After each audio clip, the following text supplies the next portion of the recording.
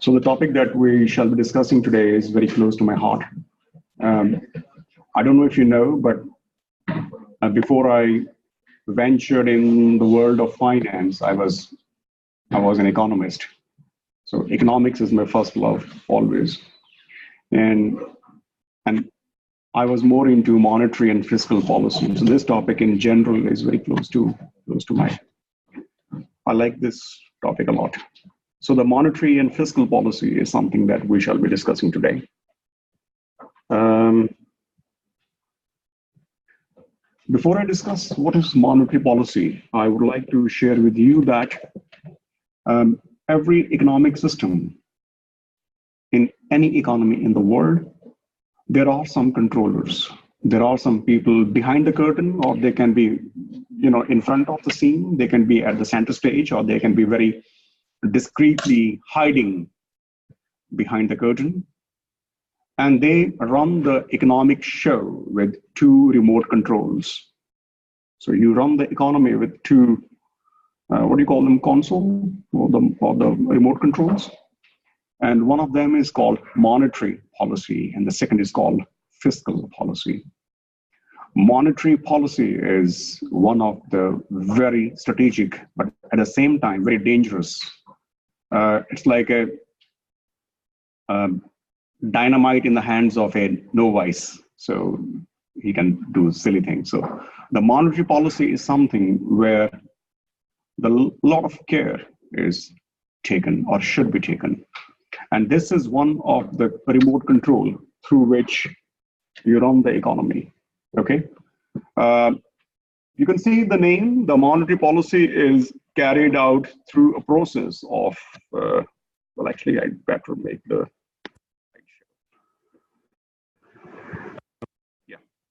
As you can see that the monetary policy is carried out through a process of actions taken by the central bank. So first of all, this policy is taken care or implemented by the central bank of a country. Every country has a central bank. Some countries don't have a bank, but a system. Like you don't have one central bank in the US. It's called Federal Reserve System, FRS. And for many states, they have their own central bank, like Bank of St. Lucia and some other small Bank of California. So all these states, they might have their own central bank. But traditionally speaking, there is a central bank in each country. We have a Bank of Finland, Suomi Pankki. Then the oldest bank, that comes to my mind, is this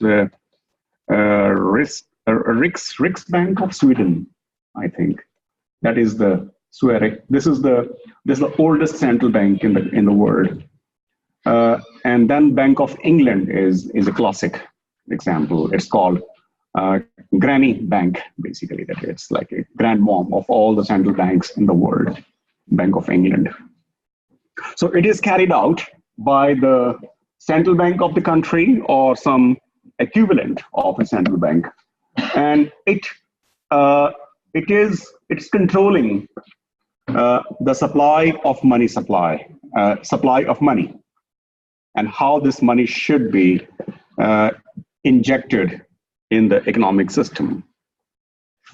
Monetary policy consists of management of money supply and the interest rate. The interest rate and the money supply is very important. You have demand for money, yeah?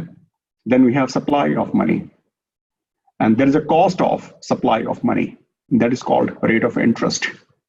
So the interest which we pay when we borrow something is basically the cost of money supply, because we demand something and we get something, and that's the price we pay for it. This is aimed to achieve the basic purpose of monetary policy is to achieve some objectives. And every economic system has certain well-defined objectives, and that is to check inflation, to promote consumption, to enhance economic growth, and to make sure that there is liquidity. Okay. Now, I'm not sure if you have come across these words. But I would really appreciate if you can see these four words: inflation, consumption, growth, and liquidity. Okay, so I would really ask you that you should tell me what these four words are: inflation, consumption, growth, and liquidity.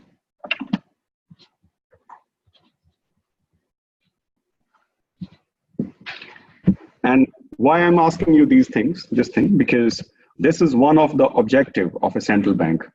A central bank must ensure that it controls inflation, it uh, it promotes consumption, it promotes growth, and at the same time, it makes sure that there is enough of liquidity in the economy.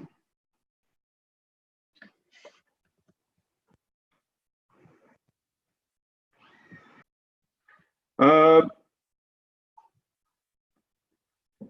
the monetary policy gets implemented through buying and selling of securities, the government bonds. Okay, the government bonds are the mechanism through which the central bank borrows money from people. If there's too much money supply in the economy, there's a risk of inflation. It means that there is need to suck out more extra money. There's too much of money supply. And somebody said among you that if there is too much money supply, then the inflation will go up. And as a result, the value of money will go down, right? It means if at any point of time, there is too much of money prevailing, circulating in the economy, then the central bank will suck out this extra. It's like a Hoover, it just kind of vacuum cleaner. So it takes away the extra money from the people, not from the people, but from the banking system. And then the banking system takes from you. It's like a knock-on impact. The question is, what does it do? Does it go and rob your money, steal your money? No, they issue you the bonds. And when they issue the bonds, they give you an incentive. And the incentive is the rate of interest, right? And then what you do then? Then you start buying those bonds or securities from the state, right? And then what happens? Then the money flows from people to the banking system, the central bank. It means when at some stage when the central bank realizes that, hey, you know what, we have taken out too much of liquidity out of system, now it's balanced, then they stop buying. They stop selling those bonds, buying from people. On the contrary, if the central bank feels that people are having shortage of liquidity, there's less money supply with people, right? And as a result, inflation can go, the prices can go up. So then what you do? Then the central bank can start buying those securities from people. You get my point? And when the bank is buying it from you, then bank is giving something to you, and that is cash. And that you can use for your liquidity, that you can use. So by doing so, the bank can make a balance between the shortage and surplus of liquidity. Too much liquidity is also bad because it means too much of cash, and too much of cash means there is possibility of inflation. And inflation is a very lethal, very dangerous ailment, I would say, to the economy. It's like a disease, it has to be taken care of. And the best way is to suck out extra liquidity. And on the contrary, if there's a less liquidity in the system, then again, the economic transactions will not take place. Come on. Economy will become very slow down. And then you need to put more money. It's called injection. The government, the state needs to inject more money into the system. And the best way is that the bank of the country, the central bank of the country, start selling or start buying securities from people. So the bills, the papers, they leave your pockets, they go to the state, to the bank, and the bank is giving you cash, and that you can use. Mhm.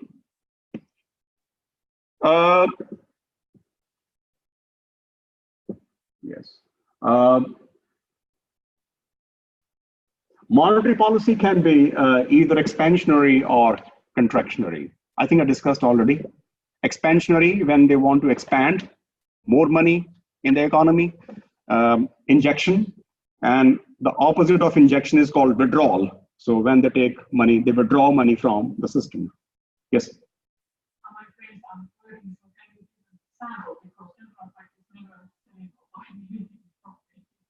No, they can do from you directly. Many of us, when we have some extra money, we have our bank account, and sometimes our bank consultant, whosoever is a financial consultant, tells us that, you know what is your money doing in the bank? Why don't you buy some bonds or some bills? So many people buy state treasury bills. If I take you to Swami Punky's website, I can show you that how they issue bonds to people, and people buy it. People buy it, and even the companies buy it as well. So it's like a method of saving. Yeah, it's like a saving. Why do we save? Because if the money is surplus at home, it will not yield anything to you. So you want to save it. You want to invest it, right?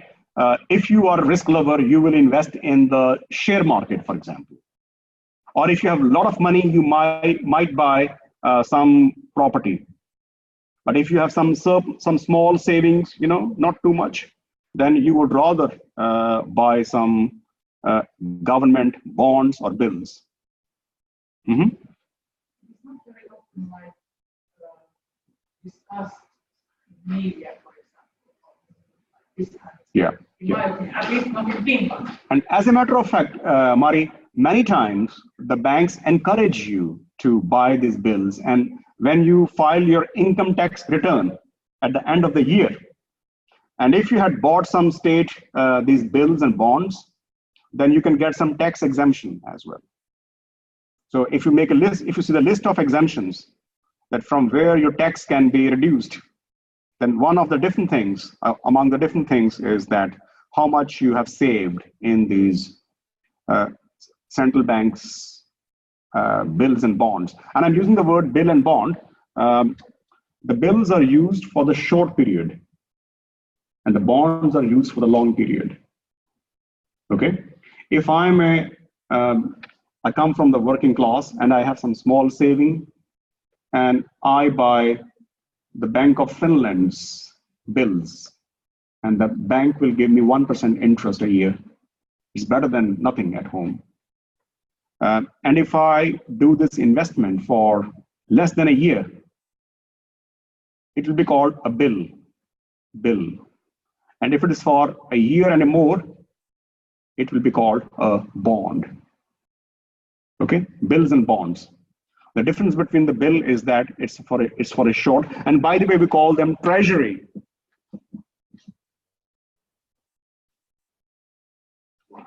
Treasury bills and treasury bonds. Mm-hmm. Treasury means it's issued by the state treasury. Make sense? So treasury is the one. So it can be expansionary, it can be contractionary. And then the last line is that the monetary policy tools include open market operations. It could be direct lending, or it can be some bank reserves. So, but I come to this point now, maybe the next one. The first technique the central bank of a country can use is that it's an open market operation policy.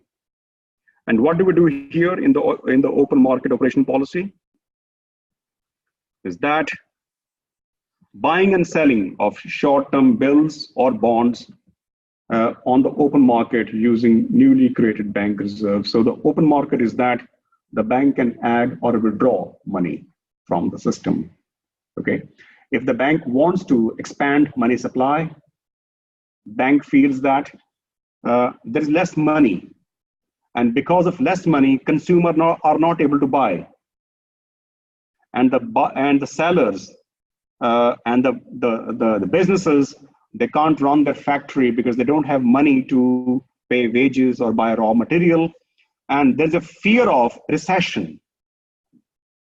And the bank wants to inject, the word is inject, more money supply into the system.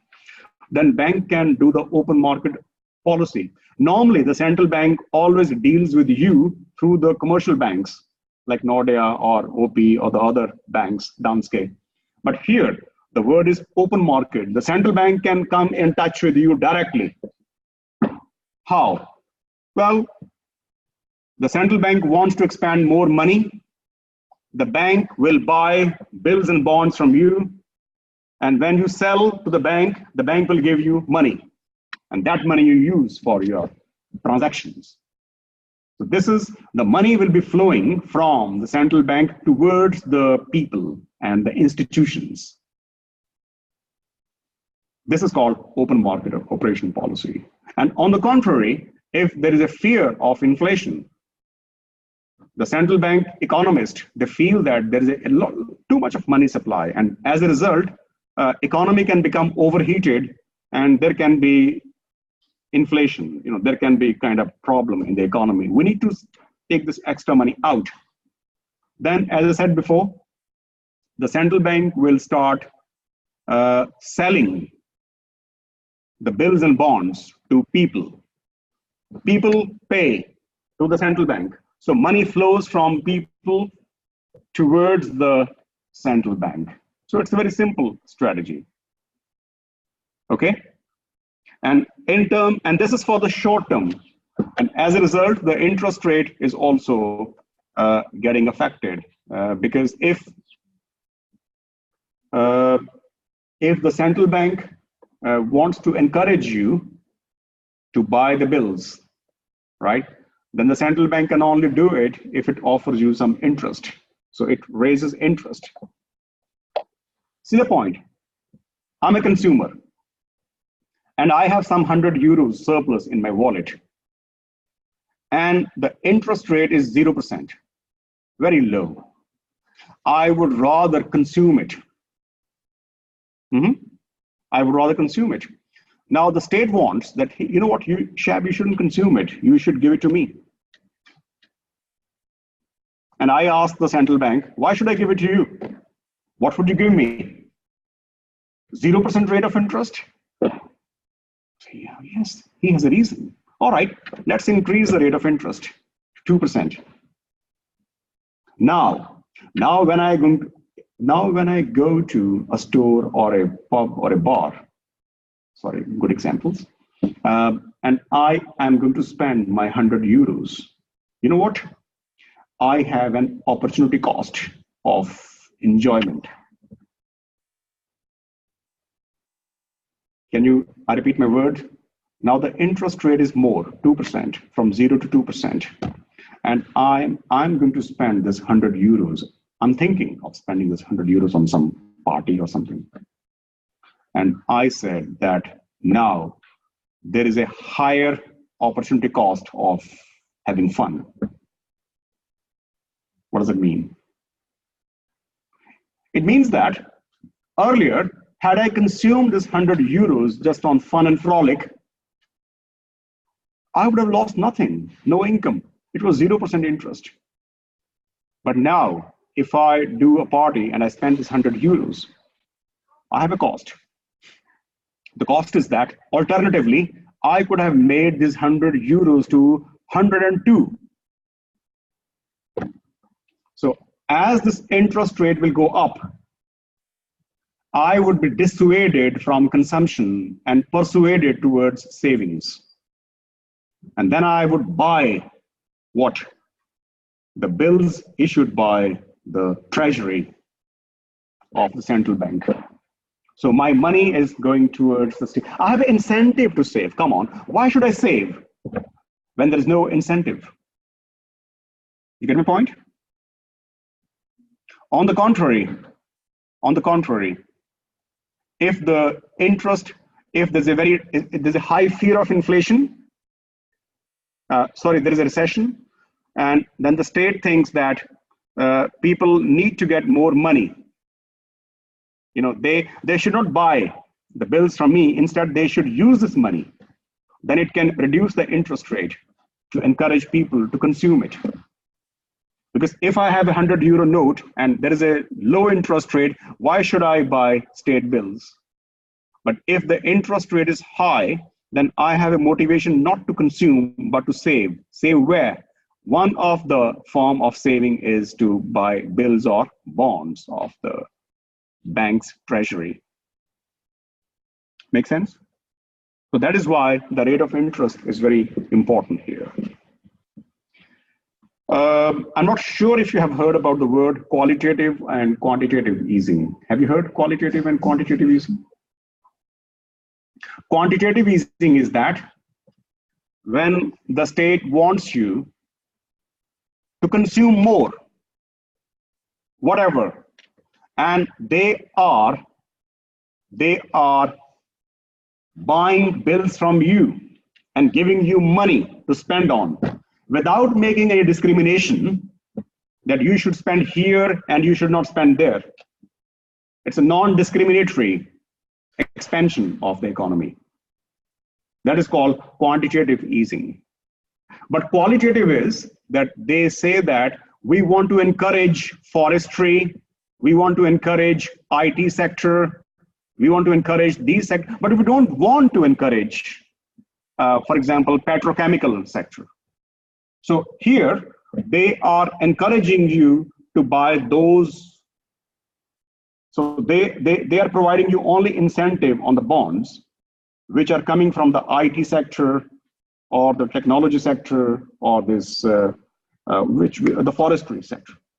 So then the state is becoming discriminatory that you should spend more on this, but you should spend less on that. That is called qualitative easing. Okay? But when the state is encouraging you or discouraging you across the board on all the activities, then it's called quantitative easing. You want to know the example, some more example of qualitative easing? Quantitative easing is that I'm the central bank and you are people in the economy. People, which means consumer or producer, everybody, companies and the individuals. I want you to have more cash and spend more. I am buying bills from you. Okay? Bills, which bills? Of course, the treasury bills. And the money goes to you, and this money you can spend on certain things. Or basically, you can do whatever you want with this money. But on the contrary, if I want that, you should, I give you more cash, I buy bills from you, but I don't want to spend you on these activities. If I have this kind of agenda in my mind, it's called qualitative easing. Okay? If I say you can spend more on ABC, but not on XYZ, how can I watch you? How can I monitor you? Well, I give you cash. You promise that you will buy ABC, but not XYZ. But you are going to buy XYZ now. But you find that XYZ have become expensive. You know why? Because I raised the interest. I raised the tax on that. So I have raised tax on XYZ. So you are discouraged to buy XYZ. So when I'm monitoring you, when I am using the carrot and stick policy, you buy these, but you don't buy that, then this becomes qualitative easing. Quantitative easing is that you have more cash, spend it, enjoy it. No distinction, no discrimination. Does it make sense? Quantitative and qualitative easing.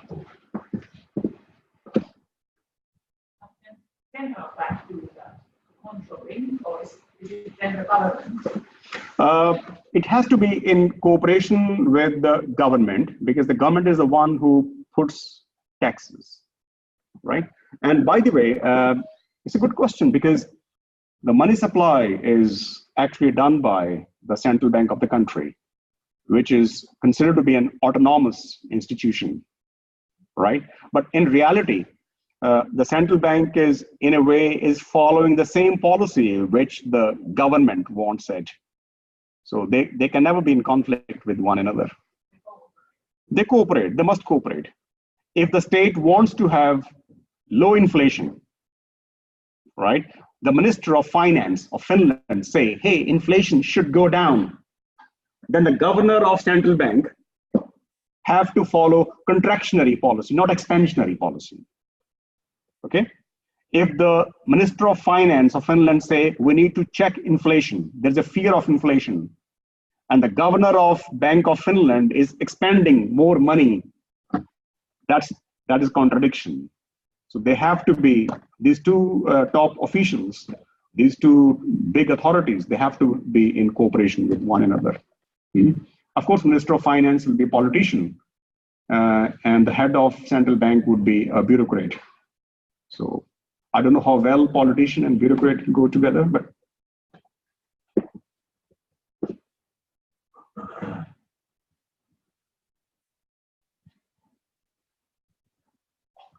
the second thing you can use to increase or decrease the money supply in the economic system is that interest rate and collateral. Collateral. Have you heard the word collateral?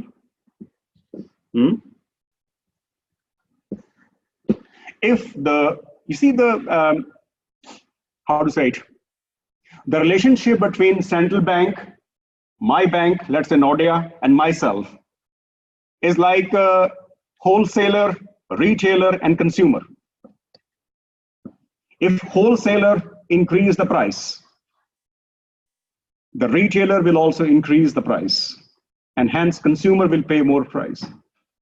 On the contrary, if the wholesaler decrease the price, the retailer will decrease the price, and I will buy it cheaper. Same way, if the interest rate which central bank of the country takes from the commercial banks is low, then commercial banks will charge less interest from you, borrowing is cheaper, money supply will expand, more money in the economy will flow. On the contrary, if the central bank, Bank of Finland, takes more interest from Nordea and Danske, because the kind of relationship we have with Danske and Nordea or any other bank have the same relationship with Bank of Finland. They also have their accounts with Central Bank of Finland. So if Central Bank of Finland is taking more interest from, let's say, Nordea, then Nordea will increase interest rate and will take more interest from its people who borrow money from Nordea. On the contrary, you can also do collateral. Collateral is that the manager of Nordea goes to Helsinki. I'm just cooking up a role play situation. That he goes to Helsinki, the head office of Bank of Finland, and says, okay, you know what? Every time I borrow from you, you mean the central bank, I have to give a guarantee or a security. Take the security of 100 euros and give me 100 euros of loan. Right? The governor of the central bank says, you know what, this time you give me a security of 100 euros, but I would give you 90 euros of loan. So for every 100 euros you deposit, I give you 90 euros of loan in turn. Why so? Well, it's because we don't want money supply to expand. It means the collateral arrangement has become strict. On the contrary, if the collateral arrangement is liberal, lenient, then the central bank can even ask the banks, hey, you give me 90 euros security, I give you 100 euros of loan.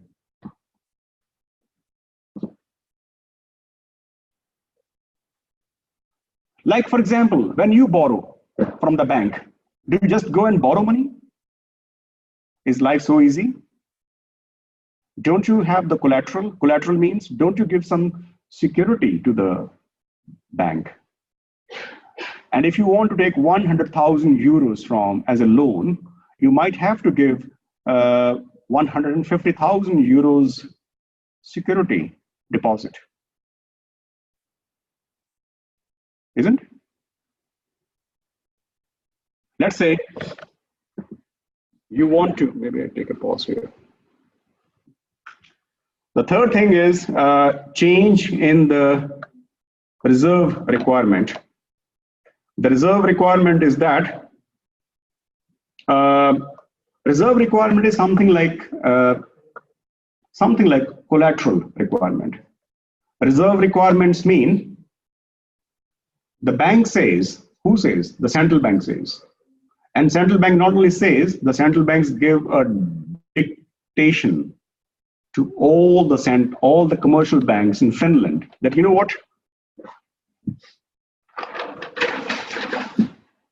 Every loan you create, every deposit you create, keep 5% as a reserve. Keep 5% as a reserve. Now imagine Hannah has 100 euros cash. She goes to bank A.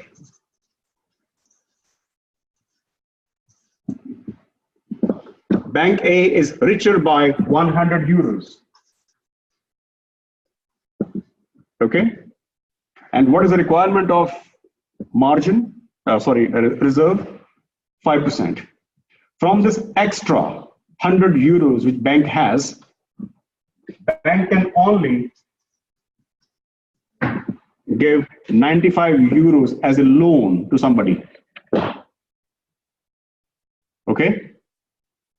And then let's say I go and I take a loan of 95.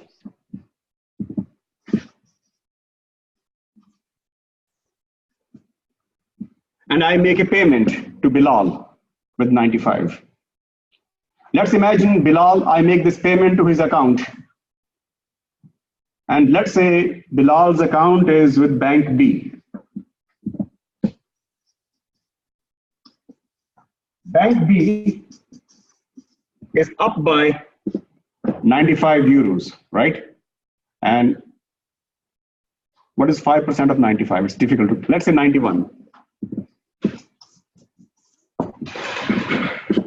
Then this bank has lendable amount of 91. So every time somebody borrows and deposits the money, the bank will keep 5% of it. And let's say the central bank says, you know what, not 5%, there's a lot of money supply, there is a fear of inflation, housing market can bubble, the prices can go up, this can be a big problem in the economy. Let's jump this, let's make this 5% to 10%. Then what happens? Red. Different color. All right. And if this is from 5 to 10, then first time when Hannah goes to bank A, the bank A will keep 10%, not 5% now, and not 95 now. Bank A has 90 euros lendable. And let's say I borrow, I can't borrow 95 now. I can only borrow 90. I borrow 90. This 90 I pay to Bilal, and Bilal account is with bank B. Bank B's lendable, bank B's deposit is not 95 now, 90. And then the loan that bank B can give now to people is 10% of 90, 81. So it should be not 91, but 81. It means what? It means the potential expansion of money is curbed, is controlled. This is how the reserve system works. So the central bank is able to expand more money or contract the money. Contract means control it, check it. If there is an inflation, they will jump from 5 to 10. Well, that's exaggerated. This is not double, all of a sudden. But I'm just giving an example.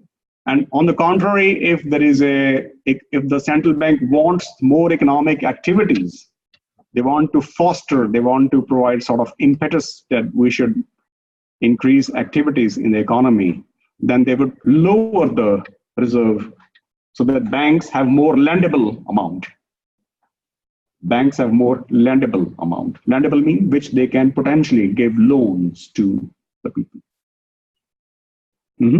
So this is very simple. Like it's like as I said before, that this is like a wholesale market, retail market, and the consumers.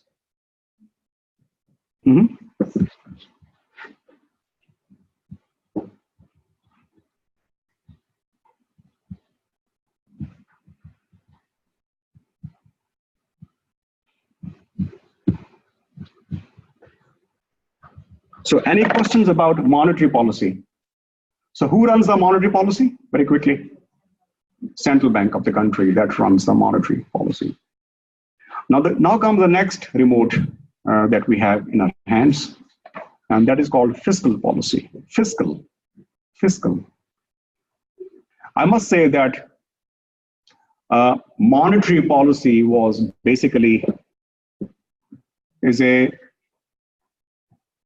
okay, if I have to find Europe and America, monetary policy is more suitable to the American style of running the economy. But fiscal policy is more European concept. But I'll come to it later on. The second remote control which the state has is that it comes more openly. In the monetary policy, the state is, of course, implementing its way of thinking through on the shoulders of the central bank. But here, the state comes itself openly in the picture. All right? And what do we do in the fiscal policy? Fiscal policy refers to the use of government spending. Right now, when you go out of YAMK premises, you will see that there is some part of the road towards Tapiankatu is closed. I think it was closed a few days ago because there was some construction going on the roads. They were digging up and maybe changing some pipes or making some new road. And we have Hip Post 2020 project going on, where state is totally revamping and making Uvascula as some kind of health city, or a lot of renovation is going on. New houses have been built, new system. That is called state spending, public spending. All right, we call it public spendings, or we call it public expenditure. Taxes. Taxes, direct taxes, and indirect taxes. Now, I would like to ask you, what is direct and what is indirect tax? Spending is clear. When the state is making, when the Kaupunki, the local city council, is making a new road or a new bridge or a flyover, or there is some kind of, they're cleaning some roads because they are too bad, or they are opening a new hospital, or they are improving the services of the hospital, that is called public spending. Why we call it public spending? Because the state is spending it for the public, not for any particular individual or a company. It's for the public. It's a public utility, basically. It's for common. It's common for all. But the second component of fiscal policy is called taxes. And taxation could be direct or indirect. My question to you is that, why did I write the word direct or indirect? Why not tax? One word is enough. If I have to use one word which separates direct and indirect taxes, I would say shiftability. Shiftability.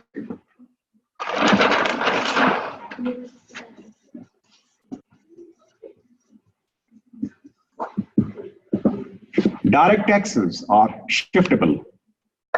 No, they are not. I said opposite. Direct taxes are not shiftable. The indirect taxes are shiftable. You can pass the buck on somebody else's shoulders in case of indirect taxes. If I have to give some example of direct taxes, I would say we, the individuals, the living beings, we pay income tax. The companies pay corporate tax.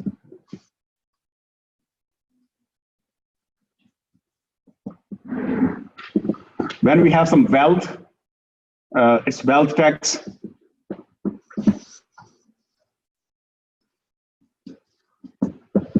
When we inherit some property from our previous generation ancestors,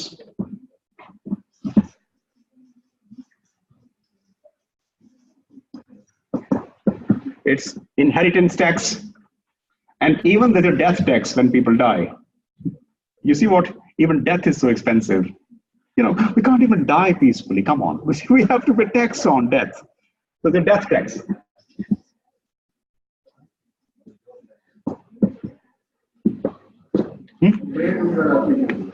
Which country do you think? I think in every country. Yes, yes. Bilal, come on.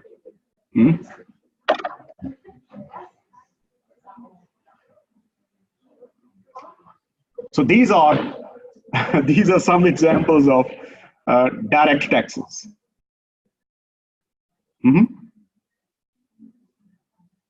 Yeah. Which of them is the most interesting? Which of these taxes is is eye-catching? Income tax. Okay. Now the common characteristic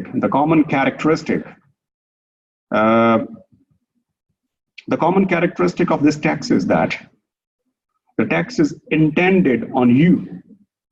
You pay it, except for death tax, because then somebody else pays on your behalf.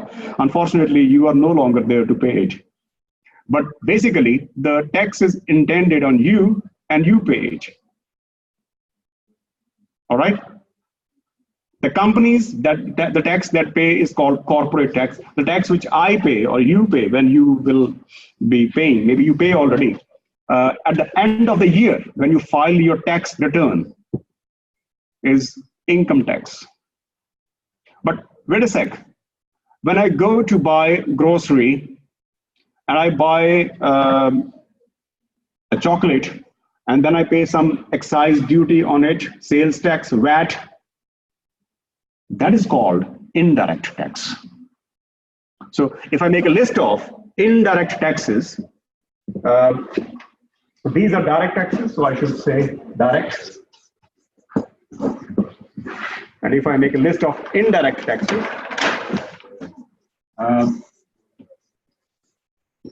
the first is called sales tax. In many countries, it's called VAT. VAT.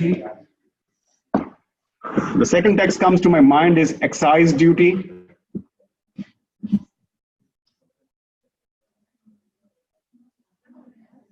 The third tax comes to my head is custom duty, when you import something. Custom duty. In fact, I was in Poland some 2 months ago, and I was with my friends from this place called Krakow to Prague. We were going to Czech Republic. And there were at least 4 different places where we pay the road tax, the toll tax, not the road tax, not road tax, toll tax.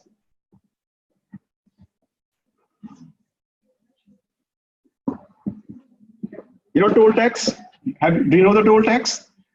Have you ever seen or experienced that you are driving on a highway and at some stage the road is blocked and there's many barriers, like maybe 6, 7 barriers, and you stop, there is a barrier, you pay the money, they give you the receipt, and then somebody switch the button, the barrier is up, and you drive. Toll tax.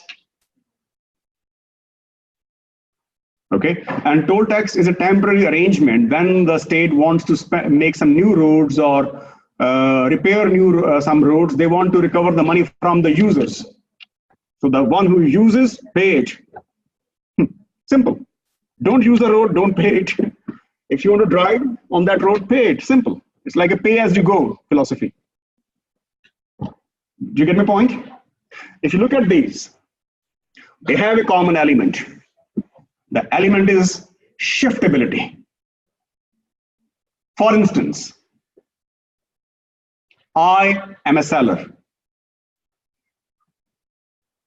I import some important raw material from Venezuela. The shipment comes to Helsinki seaport. At the seaport, I can't just go and put things in my lorry and bring them to Jyväskylä. They would be in the dock yard. Dock. I pay the custom duty there. Okay. Now I load this stuff in the lorry and I'm driving to Jyväskylä, and then I find that at some stage the road is blocked by barriers. And then I ask, what do I have to do? They say that, you know what, this is a road under construction. We have to make a repair and we want every driver to contribute. Okay, so basically you're asking the tax. Okay, yes, tax. Okay, toll tax.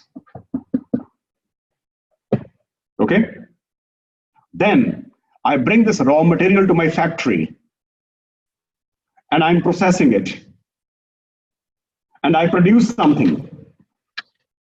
The tax on production is the excise duty.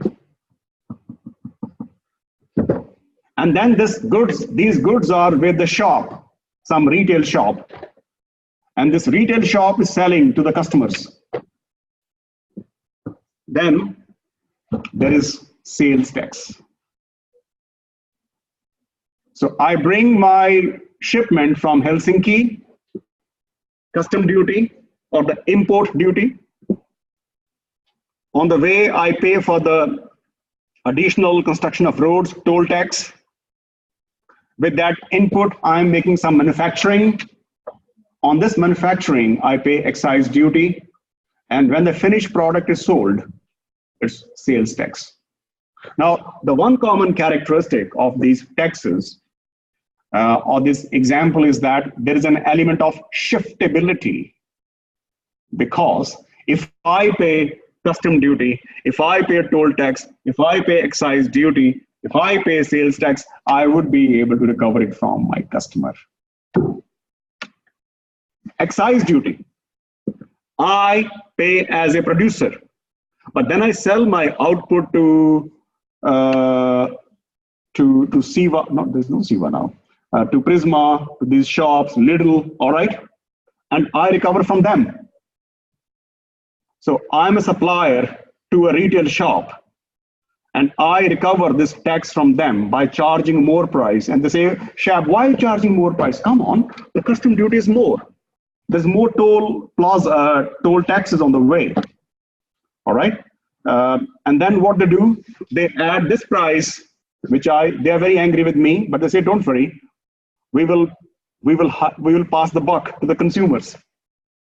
And then when you buy the things from the store, they also increase the price and they recover it sales from you. And that's called sales tax, VAT or sales tax. So the one common feature of these taxes is that there is an element of shiftability. That's why I use the word, there's a game called passing the buck. So you pass the buck on somebody, so you give to somebody else. But in case of direct taxes, you don't do it. So there is, in indirect taxes, there is element of shiftability, but not. Anyways, so this is the taxes. The third thing, which includes the fiscal policy, is called deficit financing.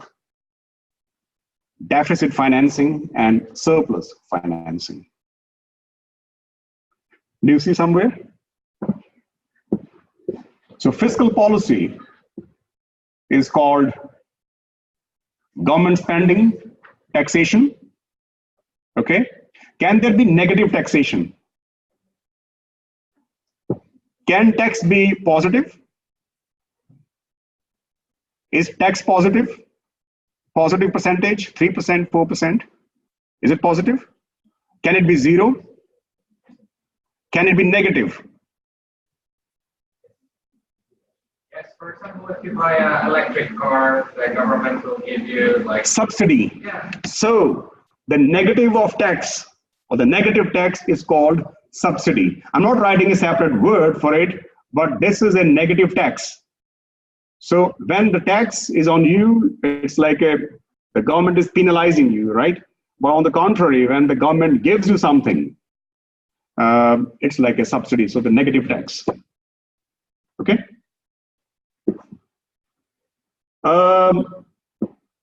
Deficit financing is when the government's revenue is 80 euros, but this 80 euro is not enough to finance its 100 euro spendings. But government earns 80 euros and spend 100 euros. How is it possible? How is it possible that your revenue is 80, or let's say think like yourself as individuals. Your weekly wage is 80 euros and you are spending 100 euros. What are you doing? What are you doing in your life?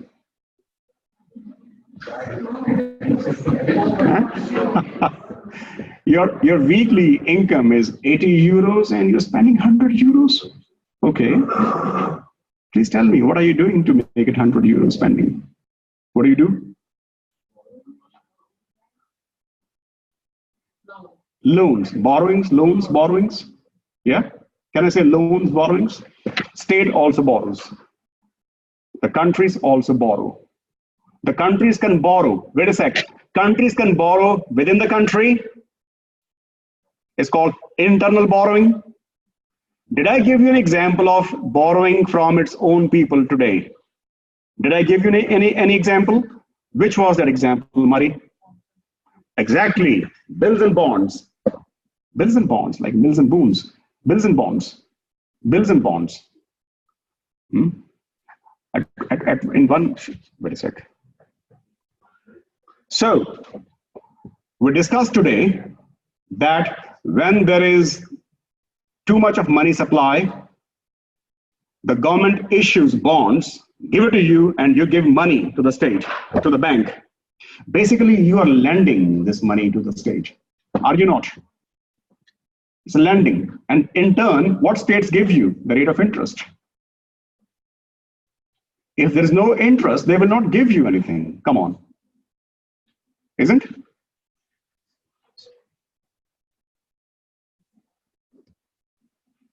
Is any confusion? Is any? So when you are having 80 euros income and your spendings are 100 euros, it means you may be borrowing. And the way you borrow, the state also borrows. Now the state have a luxury of borrowings from its people and the institutions. And the best way is that it issues some securities, which can be bills and bonds. Bills for less than a year, bonds for a year or more. Or the government can borrow from abroad. From abroad, the government can borrow from a country or the companies of a different country, or it can borrow from some global organization like World Bank or IMF or ECB or Asian Development Bank or whatever, or IFC, International Financial Corporation. So these foreign borrowings, these can be many types. You can borrow. A country is borrowing from another country. For example, Japan gives a lot of assistance, loan assistance to many countries. Or you are borrowing from some foreign company. Let's say a company, let's say a country's government is borrowing from BP and in turn letting them to use their oil fields. Okay? Or the third thing is that we are borrowing. A country is borrowing from World Bank, which is a very common example. Many developing countries borrow from World Bank, or you borrow from IMF, or you borrow from some multinational bank like ECB, European Central Bank, or likewise.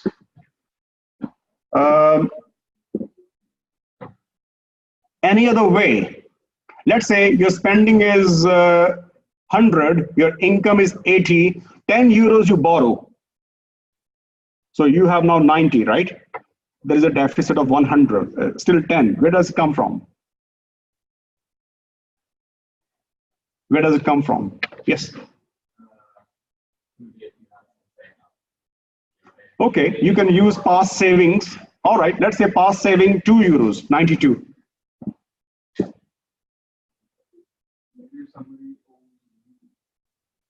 Okay, 1 euro, 93. 7 are still left. Murray, you've done it. No, something else, Murray. Something else. 93. If remember, it's a weekly. You can't sell something every week. 93. Where does 7 euros come from? Huh? Profits. No, you are one individual. You have some wages. You work in a store. You get wages. What profit would you have?